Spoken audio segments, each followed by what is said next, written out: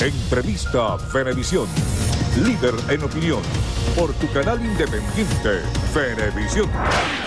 Como lo anunciamos con nosotros, el diputado Miguel Pizarro, en representación de la Mesa de la Unidad Democrática de la Asamblea Nacional. Bienvenido, diputado. Muy buenos días, Lirio. ¿Le parece si conversamos primero sobre lo más reciente? ¿Qué opinión le merecen esos cambios anunciados por el presidente de la República en su gabinete el día de ayer? Mira, ayer creo que el país fue testigo cómo nuevamente se simplifica la crisis que hoy vive el país.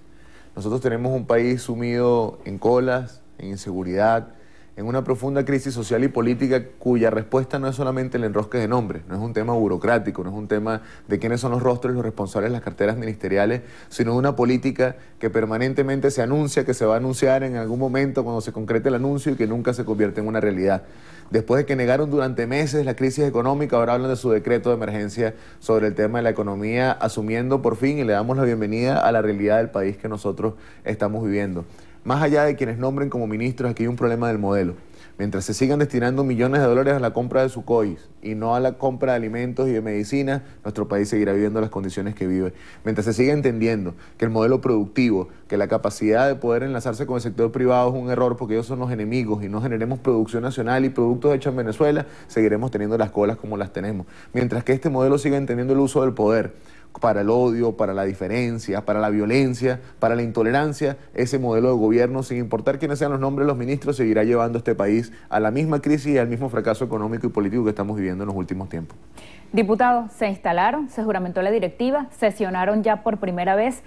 ¿Sobre qué va a legislar esta Asamblea Nacional que ahora tiene mayoría opositora? ¿Cuál va a ser la agenda y sobre todo cuál va a ser el orden de las prioridades? Claro, nosotros creo que hay un primer cambio de fondo, Lirio. Esta nueva asamblea viene a ser un poder abierto a la ciudadanía. Primer cambio importante, ayer aprobamos por mayoría de la Asamblea Nacional, de los 2/3 de la Asamblea Nacional, que los medios de comunicación tuvieran libre acceso a la fuente parlamentaria, que pudieran preguntar, cubrir, hacer lo que siempre debió haber ocurrido y que durante mucho tiempo habían convertido en una cripta. Esta nueva mayoría tiene prioridades muy claras. Entiende que hay una agenda social y una demanda social en este país que requiere de nosotros la atención inmediata.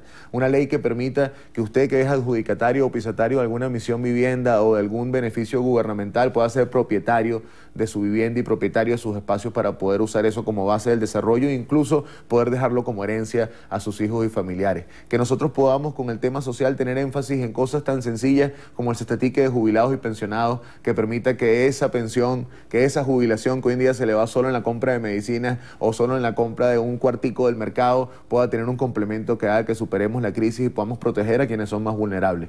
Esta Asamblea Nacional tiene que, sin duda alguna, poner el énfasis y la prioridad en la solución y no en los problemas, como lo veníamos viendo antes. Acá nosotros no permitiremos que se destinen 5 millardos de bolívares para viáticos y viajes del Ejecutivo Nacional, mientras que no tengamos producción de medicinas y alimentos de nuestro país. Nosotros tenemos que avanzar. Hay experiencias que demuestran que es exitoso. Yo soy diputado por Petare, y la experiencia de la titularización de tierras en las barriadas petareñas han permitido que muchísima gente avance y se desarrolle utilizando su vivienda como semilla para el progreso. Nosotros queremos convertir esas experiencias en leyes nacionales y que podamos avanzar en saldar la deuda social que este país ha venido acumulando por más de 50 años.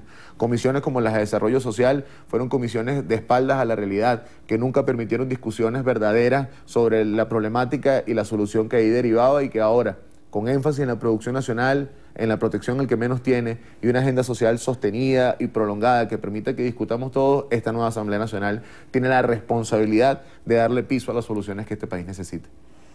Materialmente, tangiblemente, ¿qué pueden esperar los venezolanos que depositaron la confianza en los diputados que resultaron electos el 6 de diciembre, tanto de la unidad como de la bancada del oficialismo? Mira, nosotros lo presentó Julio Borges, el jefe del bloque parlamentario de la unidad, en la sesión de instalación, que tiene que ver a lo concerniente a nuestra agenda legislativa.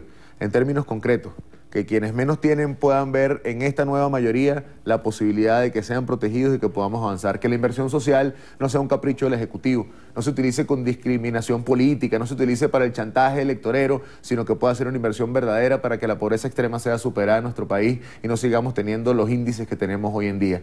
La posibilidad de que las comisiones no sean una cripta, de que política interior, desarrollo social, finanzas sean comisiones abiertas a la ciudadanía, que no vengan más créditos adicionales sin destino, sin tiempo de ejecución, confusión y con prioridades equivocadas. Aquí la plata no se va a seguir yendo en gasto militar, en privilegios, en eso que veíamos de camionetotas blindadas y un montón de escoltas. El dinero tiene que destinarse a la producción de medicinas, a la producción de alimentos y a la capacidad de que todos los venezolanos nos desarrollemos. Esta asamblea tiene la posibilidad de generar control, de poder hacerle control al Ejecutivo Nacional, a los demás poderes y obligarlos a rendir cuentas. También viene una parte de explicarle al país por qué hemos llegado a la crisis en la que estamos hoy en día, que esas cifras ocultas del Banco Central, que esa forma de manejar la economía del país no puede seguir por el rumbo que hoy en día tiene, y en términos concretos, como me preguntaba, se estatique de los jubilados, propiedad de la misión vivienda, la seguridad de que, por ejemplo, el sector universitario del que yo vengo, al que yo le debo tanto, pueda tener una ley de universidades, una ley de educación y seguridad jurídica para que pueda seguir avanzando, y que desde el nuevo Parlamento tienen una fracción que acompañe las luchas sociales y genere futuro y progreso para todos. Este país cambió. El 6 de diciembre fue derrotada la intolerancia, el odio, el cortoplacismo. Y ese cambio y ese mandato que dio este país debe ser honrado por una nueva mayoría que no tiene tiempo para perder ni en los epítetos, ni en los calificativos, ni en la diatriba política. Debemos ponerle énfasis en lo urgente, que es que este país tenga soluciones en lo económico, en lo social y en lo político, que podamos reconciliarnos y avanzar en que este sea el país que todos nos merecemos y no el que nos tienen condenados a vivir hoy en día. Hablando precisamente de recursos, ayer el diputado Diosdado Cabello decía, y citamos textualmente, que él piensa que no se le va a dar un solo centavo a la Asamblea Nacional. ¿Qué pasa si eso ocurre? Mira, hay algunos que no saben ser minoría, y en el medio de no saber ser minoría actúan con mucha prepotencia y con mucha soberbia, pretendiendo seguir manejando el poder como lo manejaban antes. Esa forma de hacer política, esa forma de creer que esto es una finca, que ellos son los capataces, que es un cuartel y ellos son los generales, fue derrotada por los venezolanos abrumadoramente el 6 de diciembre. No hay forma de que a la Asamblea Nacional se le recorte su funcionamiento, porque la Asamblea es el poder que vigila el funcionamiento de los demás poderes. ¿Cómo funciona el tema de los créditos adicionales en este país? Que es uno de los primeros cambios de fondo que veremos. Esa Comisión de Finanzas no permitirá que los créditos vengan solo por una solicitud genérica, sino que tengamos nosotros que pasar por un proceso de justificación de por qué llegamos a la inversión que necesitemos llegar. Esa diatriba que ha intentado plantear el expresidente de la Asamblea, que también lo ha hecho el jefe de la fracción del PSUV en varias ocasiones, buscando primero decir que no se van a publicar las leyes en la Gaceta Oficial, como si el término de la impresión de la Gaceta Oficial es lo que hace que una ley sea ley de la República.